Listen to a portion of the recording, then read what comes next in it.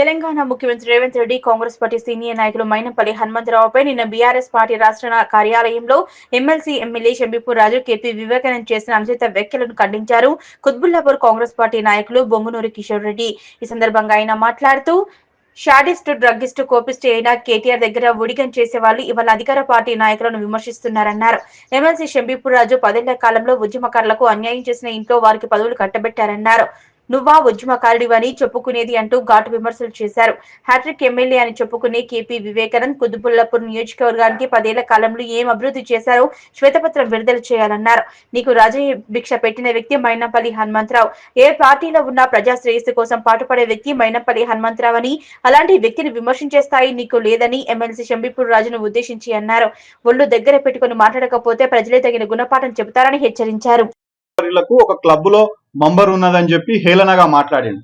Yes, ముఖ్యమంత్రి గారు first ఆయన యొక్క జీవితం మన క్లబ్ మెంబర్ గా పోటీ చేసి గెలవడం జరిగింది. జూబ్లీహిల్స్ క్లబ్ మెంబర్ గా పోటీ చేసి గెలవడం జరిగింది.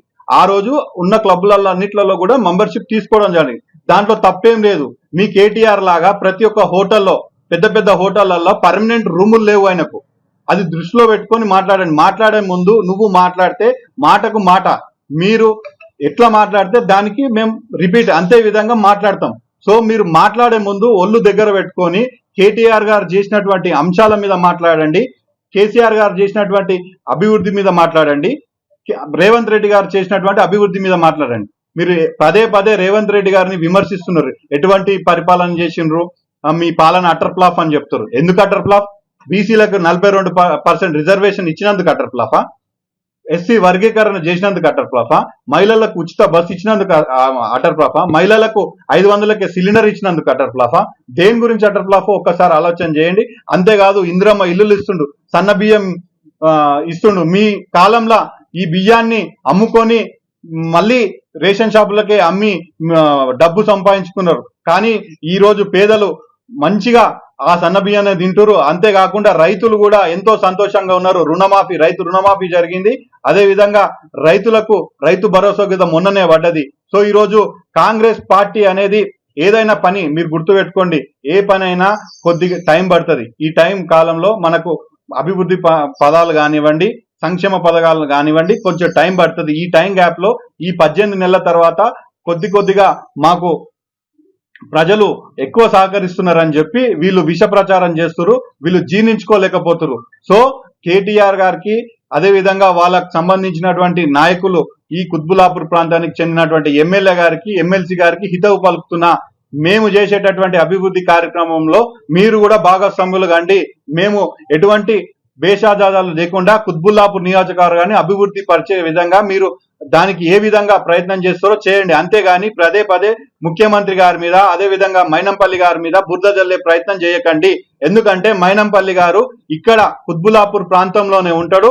కుత్బుల్లాపూర్ లో ఉన్న ప్రతి కార్పొరేటర్ కి మైనంపల్లి గారి గురించి తెలుసు. మీరు మాట్లాడే ముందు ఒళ్ళు దగ్గర పెట్టుకొని మాట్లాడితే బాగుంటుందని నేను ఒక హితవు చేస్తున్నా. మీరే గురించి మాట్లాడుతున్నావు.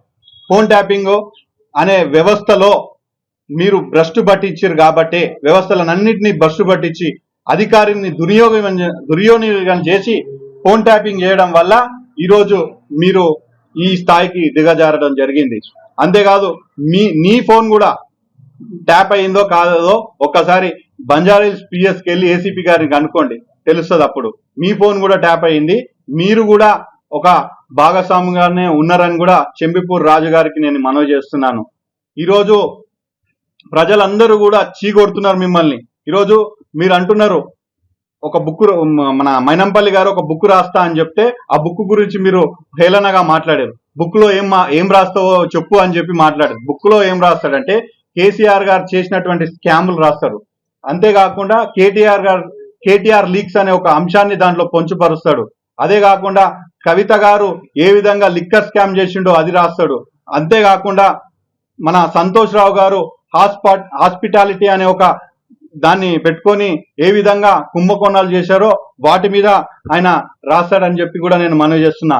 మీరు ఒక మాట్లాడితే నేను ఒక ఉద్యమకారుని అని చెప్పి మాట్లాడుతున్నారు. మీరు ఉద్యమకారుడు అంటున్నారు కదా, ఎంతమంది ఉద్యమకారులకు కుత్బుల్లాపూర్ నియోజకవర్గంలో కార్పొరేటర్ టికెట్లు గాని కౌన్సిలర్ టికెట్లు గాని కేటాయించిర్రు.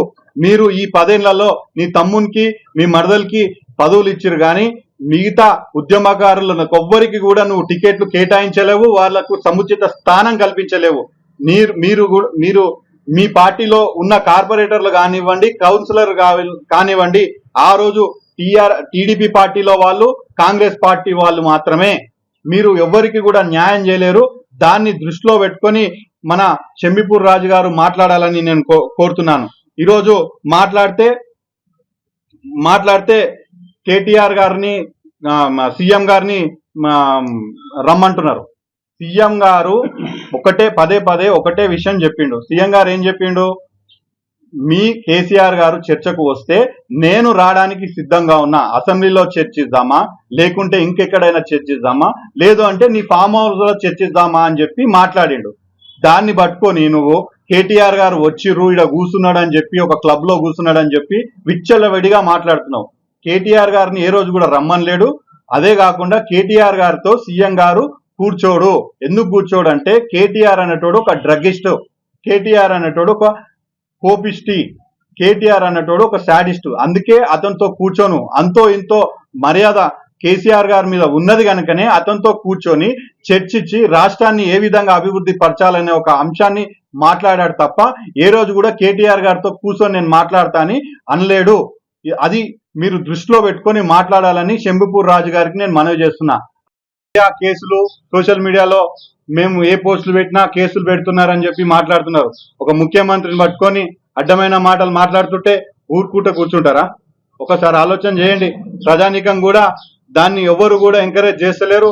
అందుకే మీకు ఏ పని లేక అక్కడికి వెళ్ళి ఇష్టం వచ్చినట్టు మాట్లాడుకుంటూ మళ్ళా మా కింది నాయకులు మాట్లాడుతుంటే వాళ్ళ మీద విషపూరితమైన ప్రయత్నాలు చేస్తున్నారు. అంతేకాకుండా సీఎం గారి దగ్గర హోమ్ మినిస్టర్ ఉన్నది కనుకనే ఈరోజు లా అండ్ ఆర్డర్ కంట్రోల్లో ఉన్నది. గత 10 సంవత్సరాలు మీరు చేసినటువంటి పరిపాలనలో లా అండ్ ఆర్డర్ ఏ విధంగా ఉందో ఒక్కసారి ఆలోచన చేసుకోండి. మీరు పదే మైనంపల్లి గారిని విమర్శిస్తున్నారు. మైనంపల్లి గారిని విమర్శించే ముందు మీ స్థాయి ఏందో ఒక్కసారి ఆలోచన చేసుకోండి.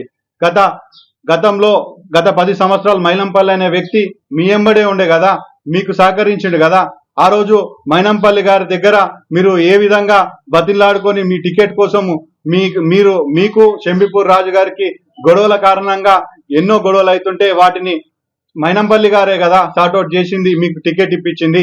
అవన్నీ మర్చిపోయి ఈరోజు మైనంపల్లి గారిని తిడితే మా అధినేత దగ్గర మాకు మెప్పు పొందుతామని చెప్పి చిల్లర మాటలు మాట్లాడుతున్నారు.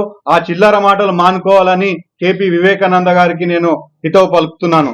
అంతేకాదు మైనంపల్లి అనే వ్యక్తి ఎప్పుడు కూడా ప్రతిపక్ష పార్టీలో పోయిండు.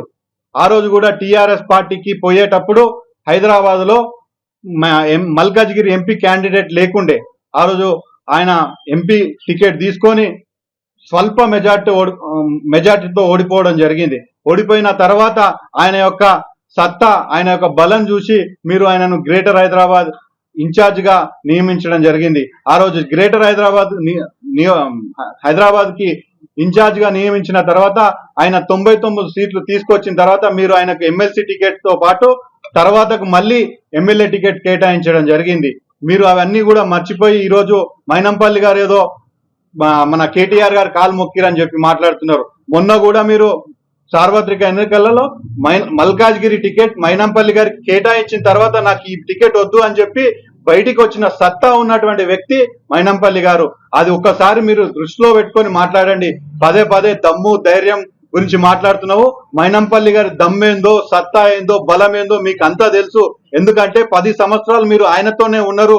ఆయన ఉండేటటువంటి ప్రాంతం కూడా మన ప్రాంతంలోనే ఉంటాడు కనుక ఆయన గురించి మొత్తం తెలుసు. ఆయనతో మీరు ఏ విధంగా హెల్ప్ తీసుకున్నారో అందరికీ కూడా తెలుసు. కుత్బుల్లాపూర్ నియోజకవర్గంలో ఉన్న ప్రజలందరికీ కూడా తెలుసు. అదే విధంగా షంబీపూర్ రాజు గారు కూడా అనేక విధాలుగా మాట్లాడిండు. గత 10 సంవత్సరాలలో ఆయన ఒక మకుటం లేని రాజులాగా ఈ యొక్క ప్రాంతాన్ని పరిపాలించడమే కాదు, ఇక్కడ ఉన్న వ్యవస్థలన్నింటినీ కూడా కొల్లగొట్టే ప్రయత్నం చేసిండు. ఈరోజు మైనంపల్లి గారిని అదే విధంగా మన కాంగ్రెస్ పార్టీ శ్రేణులని ఒక మాట అంటుండు, రండి బట్టలిప్పి చూపిస్తా అని మాట్లాడుతుండు. ఒక శాసన మండలి సభ్యునిగా ఉండి నువ్వు ఈ మాట మాట్లాడతావా? నువ్వు నీ అధినేత కేటీఆర్ గారు బట్టలిప్పి చూపించారు కనుకనే మిమ్మల్ని మీ కేసీఆర్ గారిని ఫామ్ హౌస్ లో కూర్చోబెట్టిరని కూడా నేను ఈ యొక్క ప్రజలకు తెలియజేస్తున్నాను. అంతేకాదు ఈరోజు మీరు చేసినటువంటి వ్యవహారాలన్నీ కూడా మైనంపల్లి గారికి తెలుసు కాబట్టే మీకు భయపడి మీరు ఆయన మీద బురద జల్లేటటువంటి ప్రయత్నం చేస్తున్నారు. ఒక్కసారి మీరు పదే పదే మాట్లాడితే సవాల్ విసురుతుర్రు. మేము ఈ అభివృద్ధి కార్యక్రమాలు చేసినాము, ఆ అభివృద్ధి కార్యక్రమాలు చేసినారని సవాల్ విసురుతురు కదా. కుత్బుల్లాపూర్ నియోజకవర్గంలో మీరు ఎంతమంది ప్రజలకు డబుల్ బెడ్రూమ్ ఇల్లు కేటాయించారో ఒక్కసారి దాని మీద చర్చకు పెడదాం.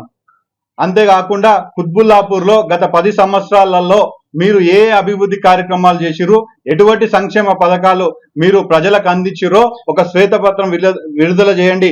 గతంలో మేము కూడా అధికారంలో ఉండే 10 సంవత్సరాలలో మేము ఎన్ని ఇళ్ల పట్టాలు ఇచ్చినాము, ఏ విధంగా కుత్బుల్లాపూర్ నియోజకవర్గాన్ని అభివృద్ధి చేశాము, దానికి తోడు ఈ 18 నెలలలో మేము ప్రజలకు ఏ విధంగా అందుబాటులో ఉన్నాము, ఏ విధంగా అభివృద్ధి కార్యక్రమాలు చేశామనే దాని మీద చర్చకు మేము కూడా సిద్ధంగా ఉన్నామని కూడా ఎమ్మెల్సీ గారిని నేను మనవి చేస్తున్నాను.